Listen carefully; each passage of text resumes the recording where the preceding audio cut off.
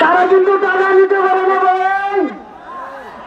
যারা পুরোদের মধ্যে বুঝেছেন আমরা এতগুলো মানুষ তার অপেক্ষায় রয়েছি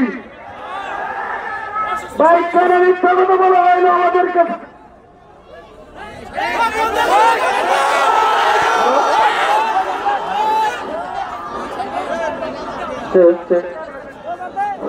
হ্যালো হ্যালো ভাই, আমরা যে আশা করে আসছিলাম আসলে আমি কুমিল্লা থেকে আসছি, আমি এখান থেকে দেখার জন্য খুব শখ ছিল, কিন্তু আমাদের যে মিথ্যা কথা বইটা আমাদেরকে এখানে আনাইছে তাদের বিচার উপর একদিন করবে ইনশাল্লাহ।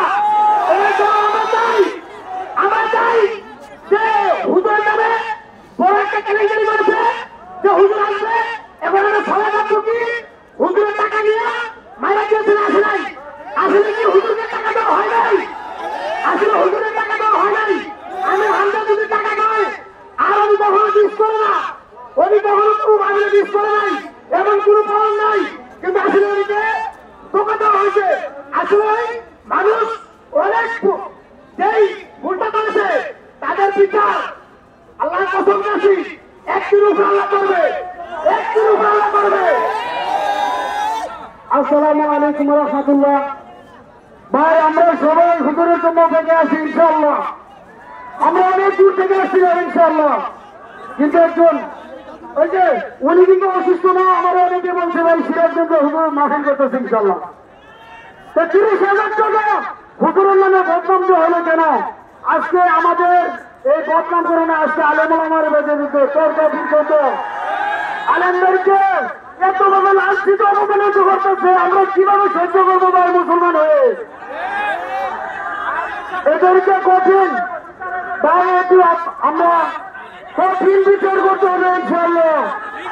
বিচার চাই, কলম করা লাগছে, কলম করা লাগছে, আসল বিচার চাই ভাই। এখনো কোরআনের সাক্ষীরা চিন্তা আছে ইনশাআল্লাহ, ইনশাআল্লাহ কোরআনের সাক্ষীরা কোনো চিন্তা আছে। আমার রাসূলকে সন্ত্রাস করে গাড়ি দেয়, আমরা কিছু করতে পারি না, কিন্তু আমাদের মাঝে এই মিথ্যা অপবাদ আমার রাসূলকে নিয়ে ষড়যন্ত্র করা হয়, আমরা এগুলো সহ্য করতে পারি না ভাই। আমরা মুসলমান, আমরা ভাই মুসলমান, আমরা ইনশাআল্লাহ দোয়া করবো আল্লাহ পাক রব্বুল আলামিন হুজুরের হায়াতে রাসূল আখিরে দোয়া আলহামদুলিল্লাহ। আমার বক্তব্য শেষ করতে আসসালামু বিচার চাই, বিচার চাই, আমাদের অপরাধের বিচার চাই, বিচার চাই, বিচার চাই, আমাদের অপরাধের বিচার চাই। ভাই শুনে আমরা যদি